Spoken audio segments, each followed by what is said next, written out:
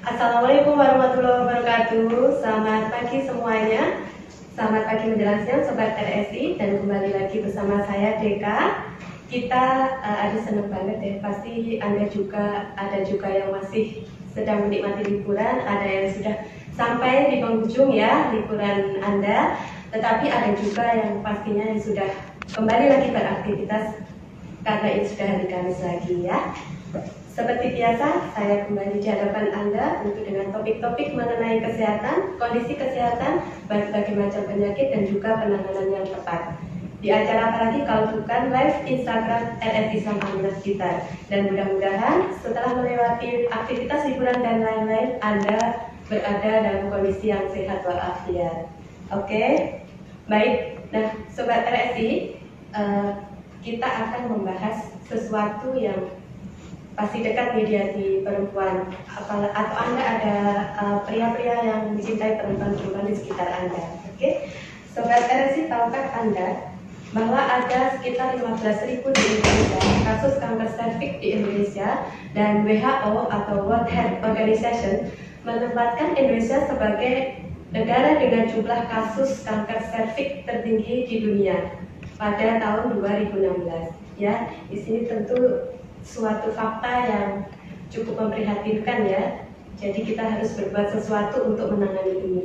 Nah, pada banyak kasus kanker serviks atau yang dikenal sebagai kanker mulut rahim, biasanya tuh tidak ada gejalanya dan atau menunjukkan gejala yang serius, atau bahkan ya gejalanya baru akan disadari jika sudah masuk ke stadium lanjut.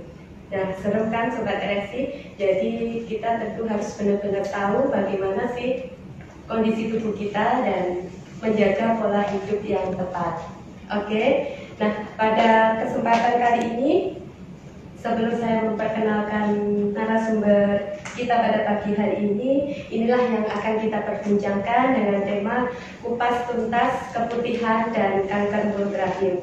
Di sini saya tidak sendiri, namun saya bersama rekan saya dari tim PKRS RSI Islam Aminah Blitar yang akan memberikan informasi kepada Anda semua tentang layanan-layanan RSI Islam Aminah Blitar. Mari kita sapa rekan saya yang ada di sebelah. Assalamualaikum Kak Sekar. Waalaikumsalam warahmatullahi wabarakatuh. Perkenalkan, nama saya Astri Sekar Wijayanti. Saya di sini akan membacakan tentang pelayanan RSI Aminah Blitar. Untuk pelayanan RSI Aminah Blitar, untuk yang terbaru ini ada Nutri Food Catering. Jadi Nutri Food Catering itu menyediakan makanan yang sesuai dengan kebutuhan, yang disesuaikan dengan kondisi penyakit. Ada juga makanan yang untuk menurunkan berat badan, dan ada yang penunjang proses penyembuhan. Jadi itu di sini Nutri Food Catering jenisnya ada 3, yaitu ada makanan sehat, makanan untuk menurunkan berat badan atau diet, terus ada makanan dengan diet khusus seperti penyakit hipertensi, diabetes, kolesterol, dan jantung. Untuk informasi Nutri Food Catering bisa langsung kontak dengan nomor 085 749 094 926. Saya kembalikan lagi ke moderator. Baik, terima kasih Kak Sekar yang sudah memberikan informasi tentang layanan-layanan rumah sakit Islam yang ada di rumah sakit kami. Untuk teman-teman yang ada dimanapun Anda berada, yang ingin bergabung via Instagram kami bisa di follow IG RSI Islam Aminah.Blitar, atau yang bisa via telepon bisa di 0342 801 662.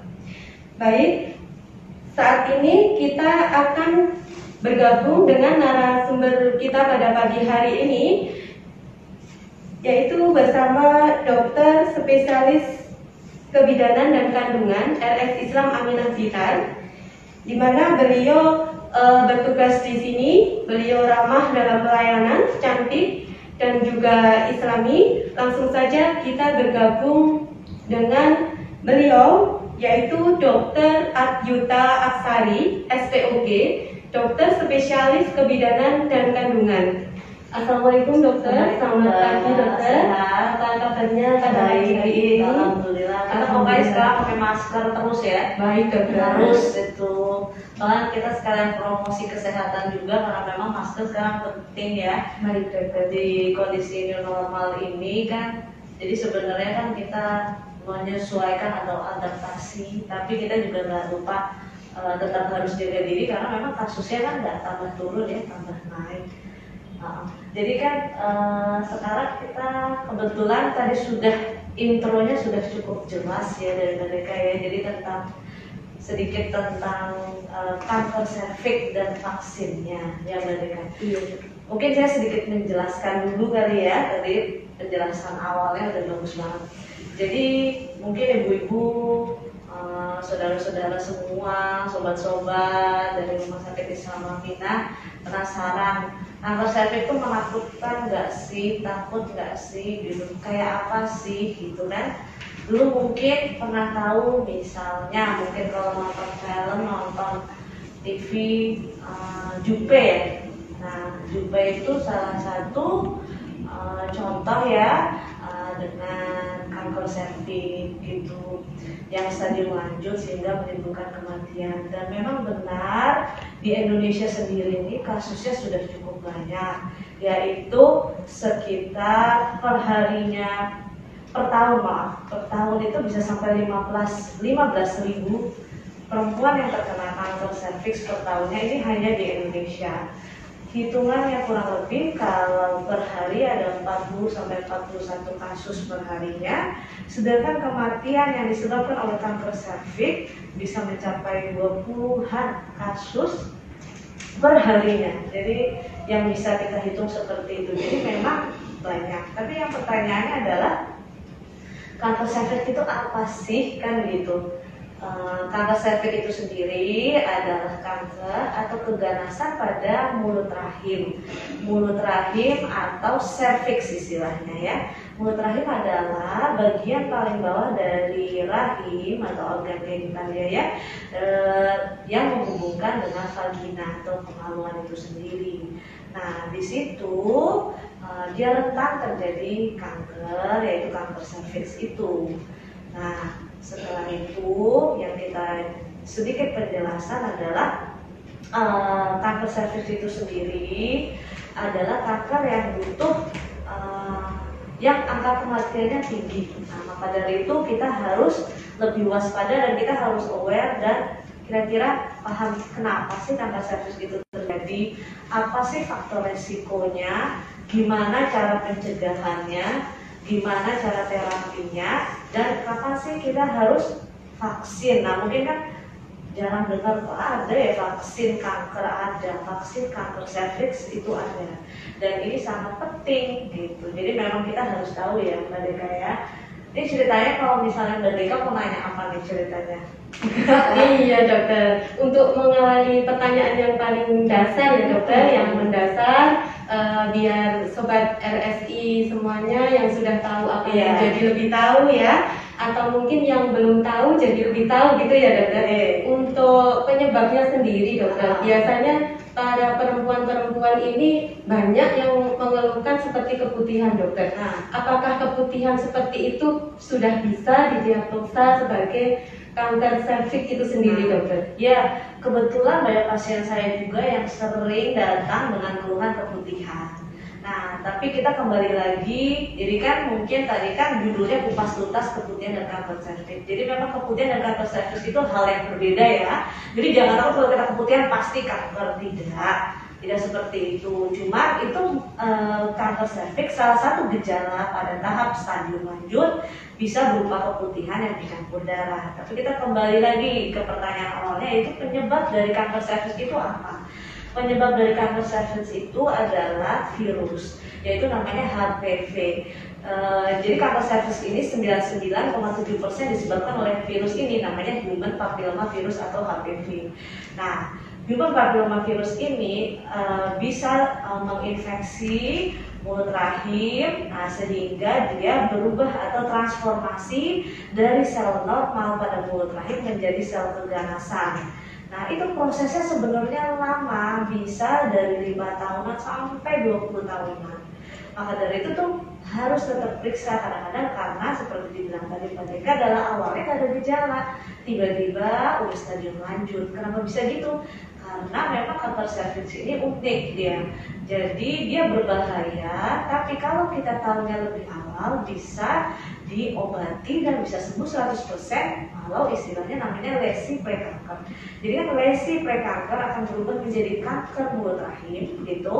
Itu sekitar 5-20 tahun, jadi lama sebenarnya gitu. Tapi ada faktor risikonya Mbak Deka. Iya, dokter. Jadi faktor risikonya pada perempuan-perempuan. Jadi semua kita sebagai perempuan yang sudah pernah berhubungan intim, sudah pernah berhubungan seksual, beresiko untuk terkena kanker. Jadi semua perempuan tuh beresiko. Tapi ada yang lebih beresiko kurang atau resikonya besar ya.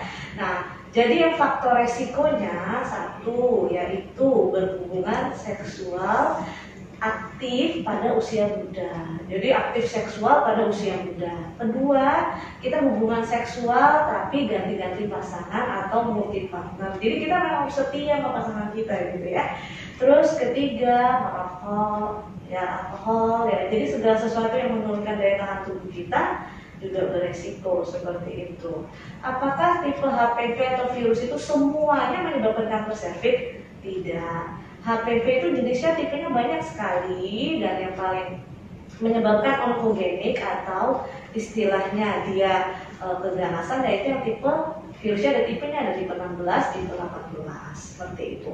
Sedangkan yang tipe jinak yang menimbulkan seperti pernah dengar nggak kutil kelamin ya, kondiloma. Nah itu juga karena HPV gitu kan, pokoknya di kemaluan ada kayak kutil-kutil. Nah itu HPV juga, tapi yang tipe jinak gitu. Nah ini semua bisa diobati pakai vaksin bila belum menjadi kanker ya, jadi sebelumnya gitu. Baik, Itu dokter. resikonya. Iya. Jadi kita para perempuan ini kadang notice ya dokter, kadang tidak kita sadari, Nggak sadar ya, tidak kita sebenarnya. sadari bahwa itu ternyata kita sudah terkena kanker serviks gitu ya dokter ya. Jadi kalau untuk yang awam nih dokter yang belum mengetahui dan yang kita tahu bahwa kanker serviks itu tidak ada gejala seperti itu ya dokter. Ya. Itu bagaimana caranya dokter supaya kita itu biar deteksi lebih awal? Oke, itu pertanyaan yang bagus banget. Kadang-kadang kita tuh udah takut duluan periksa ke dokter kandungan, iya nggak sih? Takut dia Ya, ngomong benar sekali, kan. Memang perempuan itu korbannya banyak kok. Ya. Tapi memang wajib menurut saya kita sebagai perempuan wajib tahu dan wajib periksa biar kita deteksi dini, karena seperti yang saya bilang tadi, untuk kanker serviks ini bila belum menjadi kanker atau istilahnya lesi prekanker, masih awal-awal itu bisa dideteksi dan bisa disembuhkan hingga 100%. Karena kalau sudah jadi kanker itu udah nggak bisa diobati. Maksudnya nggak bisa 100% sembuh, tidak. Tapi pengobatan tetap ada ya. Jadi untuk kembali ke pertanyaannya itu gejala ya. Jadi pada stadium lanjut kanker, stadium awal kanker mulut rahim itu tidak ada gejala atau asimptomatik. Maka dari itu kadang-kadang kita suka lengah. Saya nggak apa-apa, tiba-tiba perdarahan, tiba-tiba sudah ada kanker serviksnya. Maka dari itu sarannya apa? Harus deteksi dini, ya kan? Gejala lain apa sih? Jadi pada stadium awal karena tidak ada gejala itu harus periksa. Tapi nanti kalau sudah berikutnya di kemudian hari atau stadium lanjut, gejala sudah mulai timbul. Jadi seperti nyeri pinggul, nyeri panggul ya. Itu karena udah penyebaran biasanya, ya kan, kaku. Kedua, perdarahan itu bisa spontan, jadi kita nggak ngapa-ngapain udah berdarah terus. Bisa atau perdarahan yang terjadi setelah berhubungan dengan suami. Kalau setelah berhubungan dengan suami berdarah kenapa nih gitu. Nah itu juga kita harus curiga. Terus perdarahan setelah menopause atau mati haid. Jadi kita udah setahun nggak men, tiba-tiba kok berdarah. Nah itu juga harus diperiksakan. Karena kan untuk bagian bawah itu kita nggak bisa yang lihat sendiri. Jadi memang harus ke dokter. Terus yang memang yang dihubungkan dengan materi kita yang keputihan tadi. Kalau keputihan gimana dok? Apakah dia biasanya, jadi kan mulut rahim itu kalau udah sel-selnya menjadi sel abnormal atau tidak normal, dia akan menjadi rusak dan akhirnya mati. Nah, mati dia akan rapuh, jadi mudah berdarah sehingga jadi dia ada infeksi, jadi dia disertai dengan infeksi, jadi keputihan karena berbau dan bercampur darah. Nah, itu. Jadi kalau ada keputihan, apakah pasti kanker serviks? Bukan. Tapi apabila ada keputihan berbau, bercampur darah dan terus-menerus udah diobatin nggak membaik, nah itu harus diperiksa karena kan bisa kemungkinan kanker serviks seperti itu. Gitu ya dokter. Baik. Untuk pemeriksaannya sendiri dokter, kalau kita sudah ada gejala keputihan seperti itu ya dokter. Untuk pemeriksaannya sendiri bagaimana dokter? Ya. Jadi kalau kita sudah ada gejala, kita tetap kontrol. Jadi kita kadang-kadang takut, tapi nggak apa-apa, periksa aja. Kadang-kadang nggak apa-apa kok. Jadi istilah kalau keputihan kan banyak lagi, ada ya keputihan normal, keputihan tidak normal. Nah itu nanti kan bisa kita lihat kalau sedang periksa. Tapi kembali lagi ke kanker mulut rahim ini, yang penting adalah ketika kita kontrol, ya, kita harus deteksi dini. Deteksi dininya dengan apa? Pap smear. Ya, itu yang mungkin pesan buat semua sahabat-sahabat rumah sakit Bersama Mina. Jadi saran saya untuk ibu-ibu yang nggak pernah pap smear, pernah nggak? Saya dulu pernah lagi penjualan, siapa yang nggak pernah pap smear? Pada ini racunin tangan semua di pap smear ya. Pap smear, deteksi dininya itu yaitu dengan pap smear. Kedua, pola hidup sehat ya tetap ya. Terus juga jangan lupa vaksin. Baik, gitu.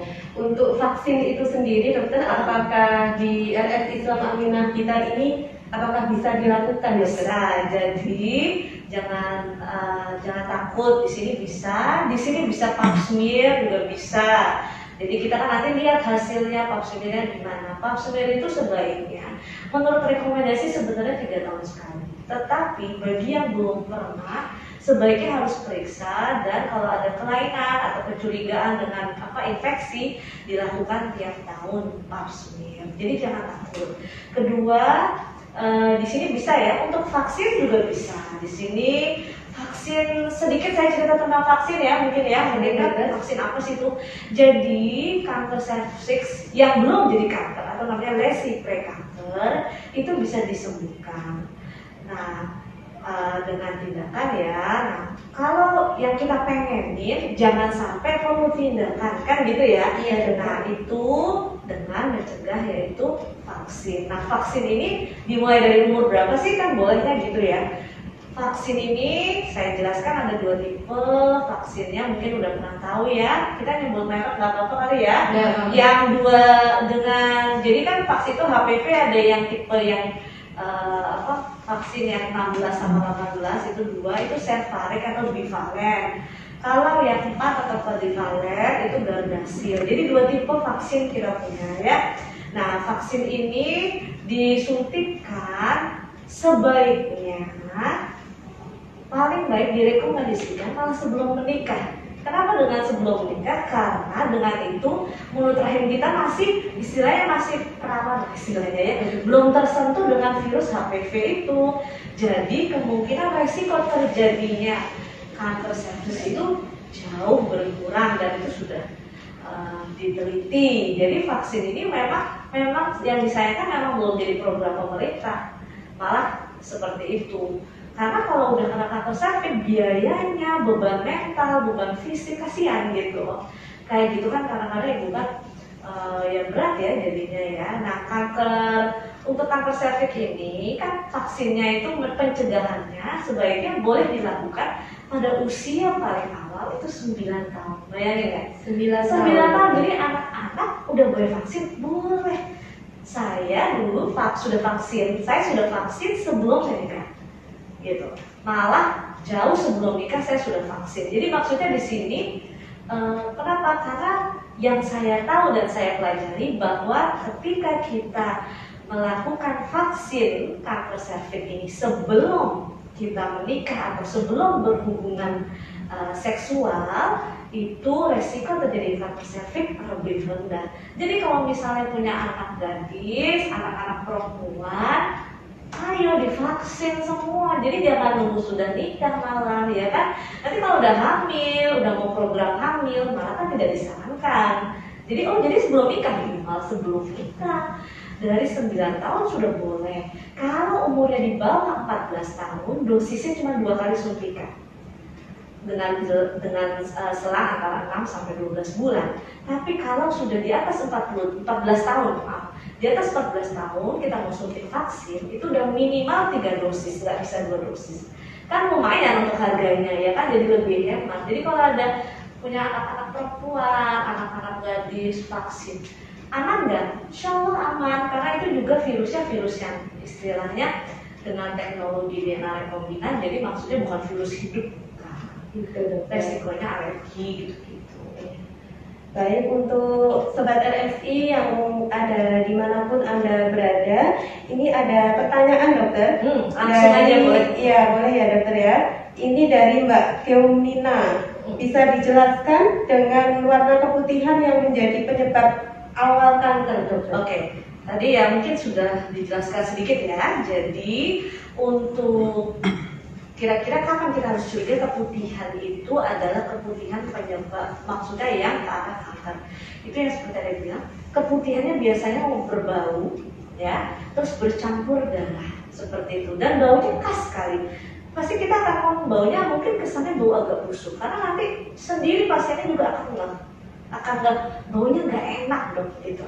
Tapi keputihan yang biasa juga kadang-kadang kan ada yang bau amis ya. Itu yang karena bakteri, ada yang gatal, ada yang iritasi. Jadi memang kalau untuk keputihan mungkin untuk jelasnya kita nanti bahas lagi untuk acara berikutnya. Tapi untuk ke arah yang kanker serviks, keputihan yang disebabkan karena kanker serviks adalah keputihan yang disebabkan karena rapuhnya mulut rahim, karena sel-selnya sudah banyak sel-sel rusak dan mati, dia berjatuhan jadi rapuh, jadi dan infeksi, jadi keputihan yang campur dengan darah.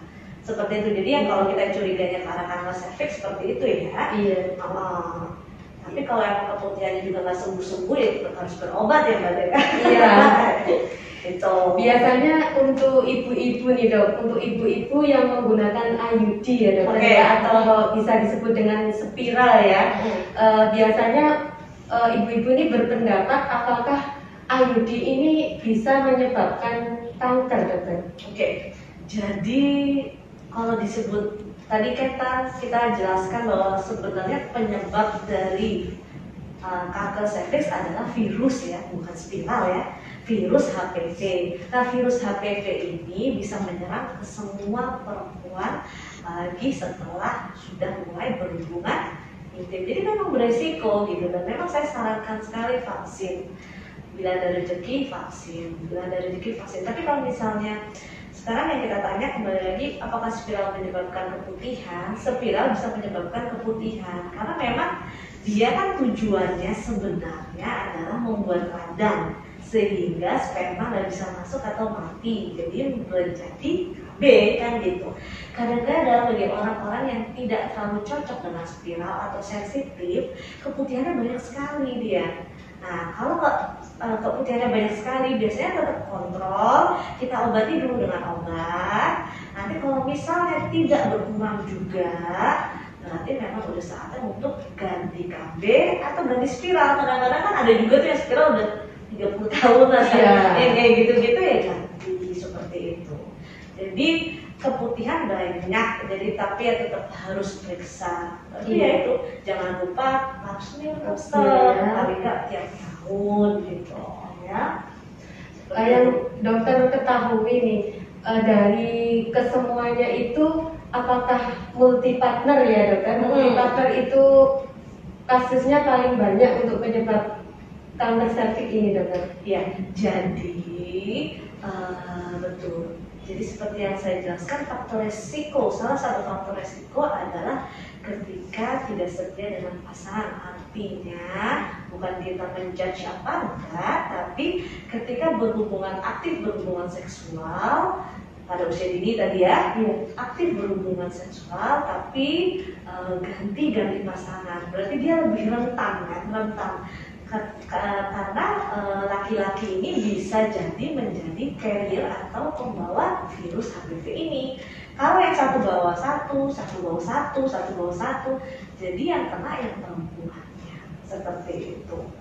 Jadi kasusnya di sini biar kita lebih hati-hati. Ya Allah alam semua namanya penyakit ya, tapi kan kita kalau misalnya ada obat dan kira-kira pencegahan lebih baik ya kan, mencegah lebih baik daripada mengobati. Maka dari itu kanker serviks ini adalah salah satu kanker yang paling bisa diobati malah. Tapi syaratnya satu, harus deteksi dini dengan pap smear, rutin kontrol ya kan, pap smear kontrol dan vaksin seperti itu. Dan pola hidup yang sehat ya pasti ya. Benar. Untuk faktor resiko sendiri, siapakah di sini dokter yang berisiko untuk terkena kanker serviks itu sendiri? Atau faktor resikonya seperti apa ya? Jadi faktor resikonya, jadi semua perempuan ya, jadi kita semua beresiko untuk terkena kanker serviks bila sudah mulainya resikonya itu meningkat karena kan resiko terkena infeksi virus HPV-nya itu kan sangat berhubungan. Nah, jadi semua perempuan yang sudah pernah berhubungan aktif, berhubungan seksual itu beresiko. Jadi kalau misalnya sudah nikah beresiko nggak? Pasti. Ya, kalau belum nikah, makanya tapi kan kenapa vaksinnya pas muda-muda? Karena harapannya ketika vaksin umur 9 tahun atau 12 tahun atau 14 tahun atau 16 tahun, karena kan nggak tahu mau nikahnya kapan. Jadi dimulai dari 9 tahun itu udah disuntik karena suntik vaksin biar harapannya adalah mulut rahim itu kan masih bersih, tidak belum terpapar, jadi belum berisiko terkena HPV gitu, seperti itu. Untuk vaksinnya itu sendiri, kalau kita belum menikah belum sempat vaksin dokter ya. Kemudian setelah menikah kita menginginkan vaksin, apakah vaksinnya itu jenisnya sama atau ada vaksin khusus dokter? Oh, tidak ada vaksin khusus, sama aja semua yang beredar di Indonesia hanya 2 jenis itu. Kita pakai merek karena udah terkenal ya, Gardasil sama Cervarix, 2 jenis itu aja. Jadi itu bedanya, yang satunya yang namanya Gardasil atau 4 quadrivalent itu dia meliputi vaksin untuk 4 tipe virus HPV yaitu 6, 11, 16, 18. Dia juga vaksin untuk kutil kelamin gitu, untuk kondiloma itu, jadi bisa mencegah juga. Kadang-kadang cowok pun juga disuntik kalau di luar negeri vaksin juga ya, jadi bukan perempuan untuk perempuan saja. Betul. Kalau yang satunya atau Cervarix itu dia vaksinnya terhadap virus tipe HPV yang 16 atau 18. Tapi dia untuk beberapa tipe yang lain juga lebih sensitif gitu loh untuk vaksinnya. Nah, vaksinnya itu sendiri sebelum nikah maupun setelah nikah itu sama jenisnya. Bedanya dosisnya itu loh Mbak ya tadi ya. Kalau di bawah 14 tahun cuma perlu dosis 2 suntikan. Kalau di atas 14 tahun kita perlu 3 suntikan. Nah, kembali lagi ke 3 suntikan. Jadi kalau misalnya yang Cervarix atau yang bivalen itu vaksin yang 2 itu tipenya ya, Cervarix itu dilakukannya pada kan 3 dosis itu maksudnya 3 kali penyuntikan. Jadi pada bulan ke-0, jadi kayak sekarang nih misalnya itu hitungannya bulan ke-0, terus bulan 1, lalu bulan 6 gitu. Suntikannya tuh bertahap, nggak langsung. Kalau yang quadrivalent atau Gardasil itu suntikannya bulan 0, 2, dan 6. Jadi 3 kali memang seperti itu. Kalau misalnya ada pasien saya kemarin, saya vaksin terus ternyata saya hamil dok, nggak ngeh gitu ya. Nggak apa-apa, tidak apa-apa. Tapi kalau pada hamil tidak disarankan untuk vaksin, itu yang jelas ya. Tapi kalau istilahnya sudah terlanjur dan waktu itu belum tahu hamil, tidak apa-apa. Karena dari penelitiannya kan itu kan memang vaksinnya kan sebenarnya bukan vaksin hidup. Jadi belum ada penelitian yang menyebabkan efek samping. Tapi jangan pas hamil terus saya mau vaksin, nggak usah. Seperti itu. Makanya disarankan sebelum. Jadi kita udah misalnya kira-kira 2 tahun lagi nikah, vaksin aja. Vaksin dulu ya dokter. Baik, Sobat RSI, untuk yang sudah bergabung, silahkan bisa untuk bertanya-tanya langsung pada dokter kami bisa melalui IG rsislam.aminah.blitar atau juga bisa langsung telepon langsung di 0342 801 662. Sambil menunggu yang bertanya-tanya dokter ya, untuk kanker serviks sendiri pengobatannya kalau sudah terlanjur terkena seperti apa dokter? Oh iya, pengobatannya sendiri. Betul, pengobatannya tadi kita belum bahas ya Mbak ya. Iya.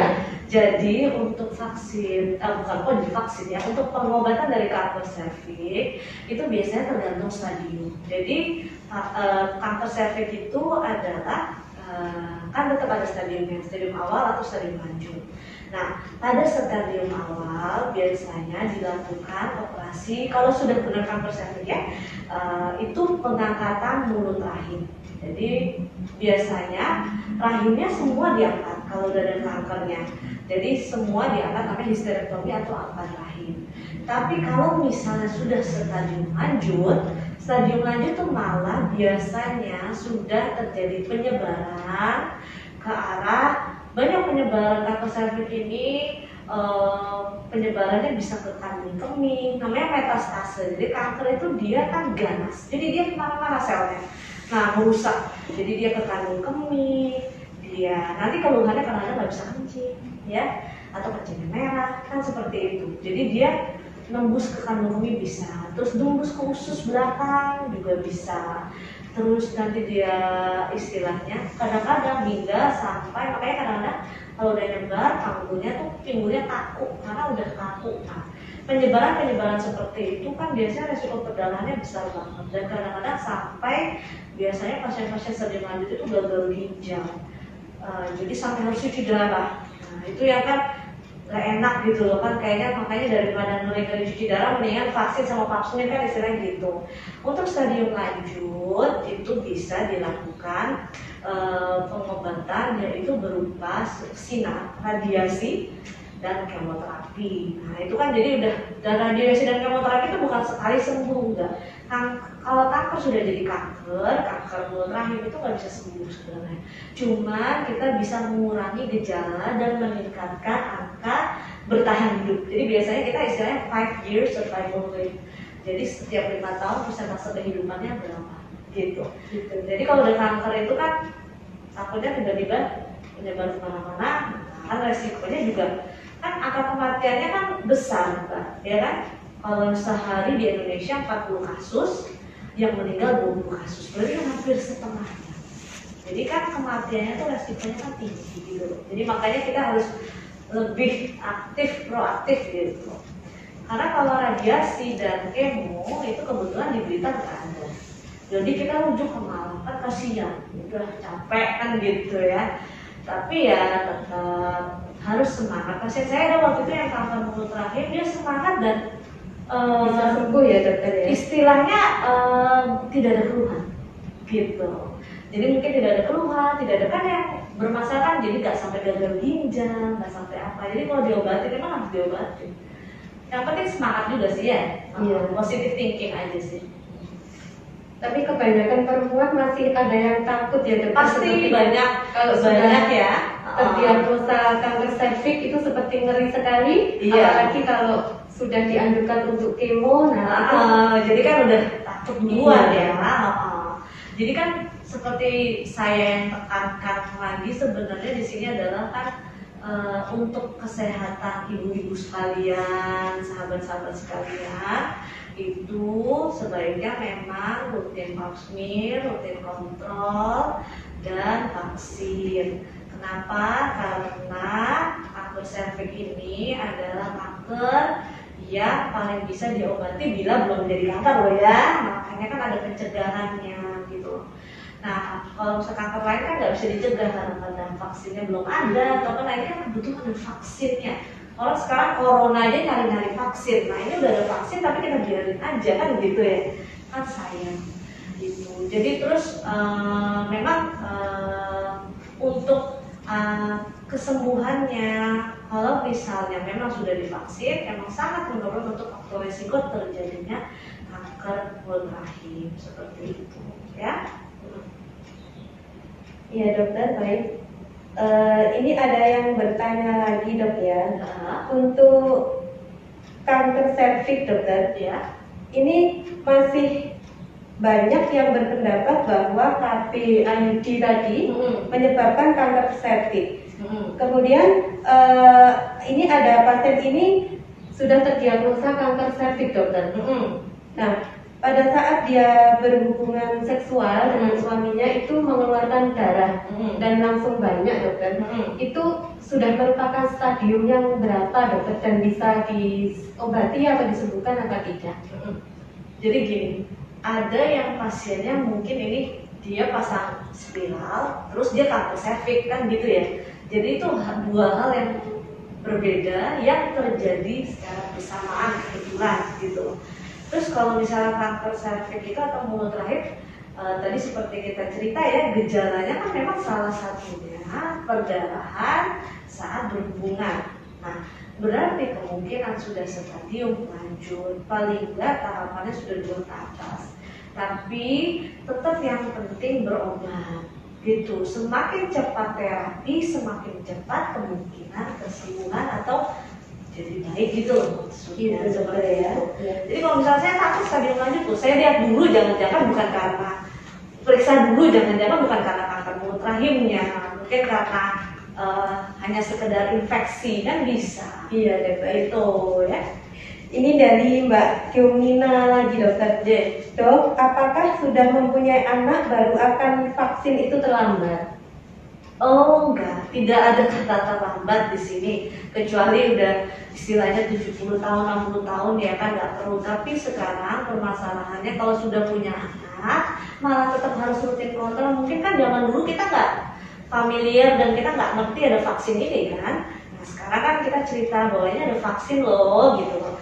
Nah kalau memang sudah punya anak, nggak apa-apa, periksa dulu, kontrol dulu, pap smear. Bila hasilnya bagus, kan kalau pap smear itu kan nanti dikontrol, dilihat. Kita lihat secara langsung mulut rahimnya, sehingga kalau ada kanker itu sudah pasti kelihatan, tidak perlu di pap smear.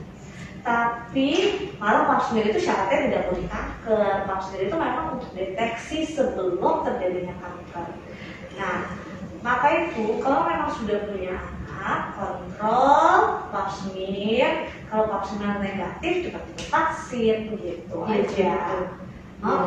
Jadi jangan patah semangat, tetap bisa ya.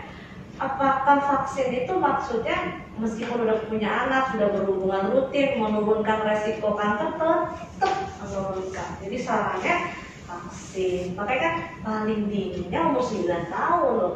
9 tahun tuh masih seberapa sih, masih kecil ya kan? Masih SD. Udah boleh. Udah boleh. Apalagi kan kalau kita ngomongin di luar negeri itu yang istilahnya mereka usia muda udah aktif secara seksual, kadang-kadang memang lebih cepat 11 tahun, 12 tahun udah pada divaksin semua anak-anaknya itu karena resikonya, karena itu kan beban mental, beban fisik, dan itu menjadi orang yang bergantung pasti.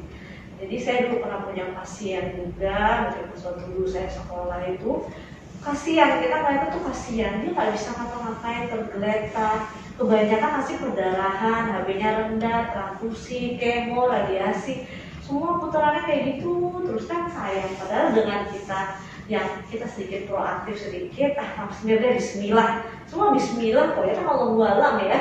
Terus habis itu vaksin, kita istilahnya nabung buat vaksin gitu ya istilahnya ya, kewajiban uang untuk vaksin, kan minimal kita mengurangi resiko. Apakah 100% ya? Belum tentu enggak ya. Cuman kan resiko menurun kan jauh gitu. Ya, jadi ya memang sangat direkomendasikan gitu. Untuk kanker serviks itu sendiri apakah sama dokter dengan kanker mulut rahim dokter? Sama. Jadi serviks itu bahasa kedokterannya, mulut rahim itu bahasa Indonesianya. Rahim itu kan terdiri dari mulut rahim, lalu ada namanya corpus fundus. Jadi bagiannya kan dia kayak alpukat gitu. Nah, rahim itu bentuknya kayak alpukat. Jadi mulut rahim itu bagian bawah atau pucuknya itu mulut rahim. Nah, itu di situ selnya kan awalnya sel normal. Tapi kalau kena virus HPV lama-lama bisa jadi abnormal dan sampai kanker itu. Berarti untuk mendapatkan atau mengetahui secara dini dokter, untuk kanker serviks ini kita harus deteksi dini dari awal ya dokter. Nah, kadang-kadang ya di puskesmas itu kan ada penyuluhan, kadang-kadang ya. Soalnya pencegahan itu ada 3, pencegahan primer, sekunder, tersier. Pencegahan primer itu pertama banget satu pola hidup yang sehat ya, terus penyuluhan dan vaksin. Nah, terus habis itu yang sekunder itu ada screening. Nah, screening ini di puskesmas pun sebenarnya bisa, tapi berbentuk IVA atau inspeksi visual asetat. Jadi banyak bidan yang udah bisa. Jadi memang itu penggalangan untuk menurunkan, jadi program pemerintah untuk menurunkan kasus kanker mulut rahim. Jadi minimal di IVA, minimal sekali. Nanti kalau ada rumah sakit yang bisa pap smear, sarannya tetap pap smear. Pap smear itu gimana sih? Gak kebayang pap smear itu apa? Pap smear itu kita ambil sedikit sampel atau jaringan dari mulut rahim, kita periksakan di mikroskop, biar dilihat selnya, adakah sel keganasan di situ. Seperti itu. Kalau IVA itu lebih di bawah pap smear. Jadi lebih bagus pap smear tetap. Nah, kalau IVA itu tapi bidan di puskesmas itu bisa semua. Itu namanya inspeksi visual dengan asam asetat atau campuran cuka. Nanti dioleskan ke daerah mulut rahim itu, nanti kalau ada kira-kira lesi prekanker atau kemungkinan sel abnormal itu bisa tampak dan biasanya akan dirujuk ke dokter kandungan. Nanti kita evaluasi ulang apa benar atau ternyata enggak. Jadi kita nggak perlu khawatir dulu, tapi memang harus waspada, harus awas ya, kita harus tetap periksa gitu. Untuk di RSIA Aminah ini sendiri, untuk pap smear-nya atau IVA apakah bisa dilayani setiap hari dokter? Pap smear saya bisa melayani setiap hari ya, sesuai jadwal praktek. Tapi hari Sabtu khusus, yang untuk Sabtu bisa pap smear yang kalau mau dilakukan oleh bidan itu juga ada. Jadi pap smear bisa di sini setiap hari. Kalau IVA di rumah sakit ini tidak mengerjakan, karena memang ada yang di atasnya, kan pap smear kan lebih bagus dari IVA. Jadi kalau kita pap smear ya lebih bagus pap smear dengan IVA lagi. Kalau di puskesmas sama bidan dengan fasilitas yang terbatas bisa. Ada lagi sebenarnya pemeriksaan di atas pap smear. Itu namanya periksa HPV DNA. Jadi DNA-nya dari kanker mulut rahim itu kita periksa.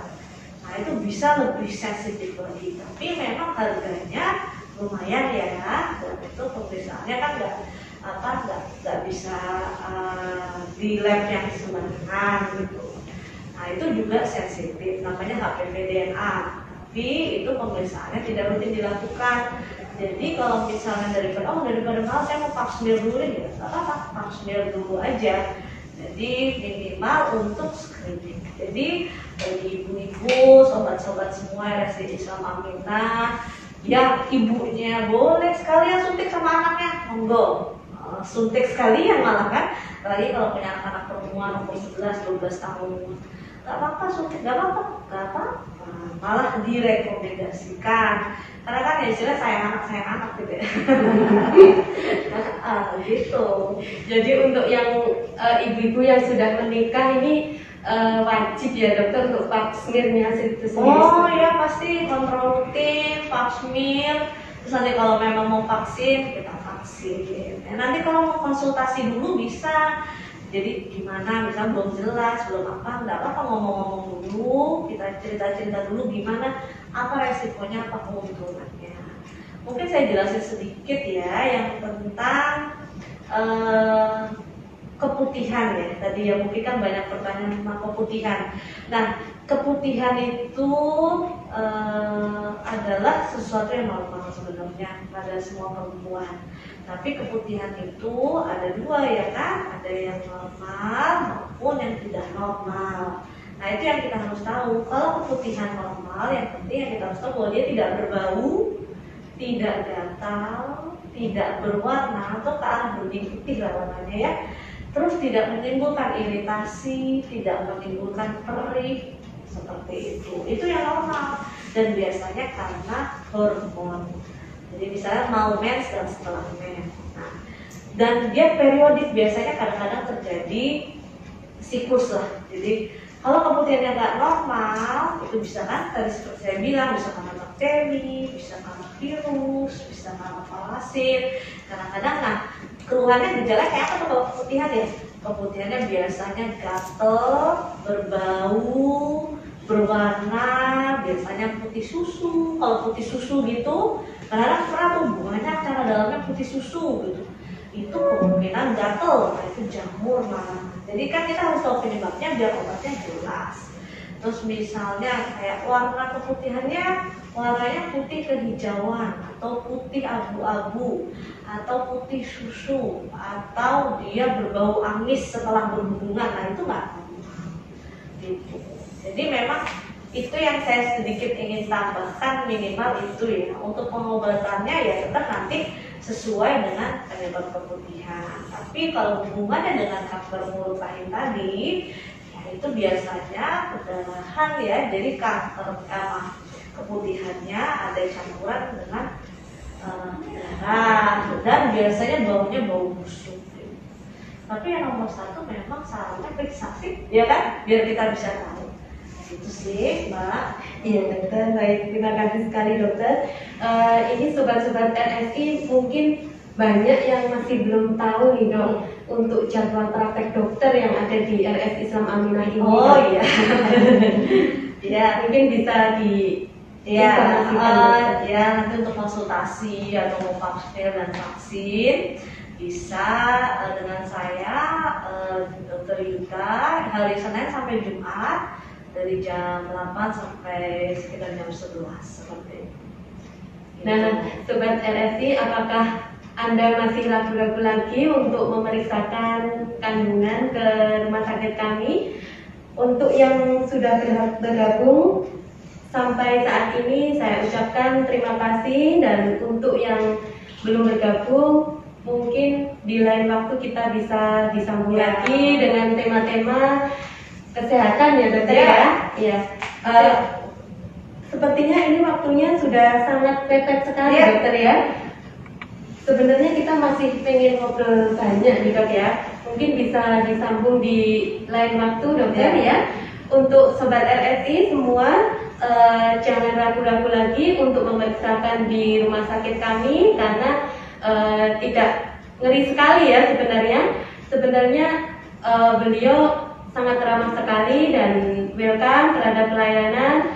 Anda bisa untuk mendaftarkan pemeriksaan di rumah sakit kami, bisa di call center kami, yaitu di 0822 2881 5210, atau Anda bisa follow Instagram kami di rsislaminah.blitar.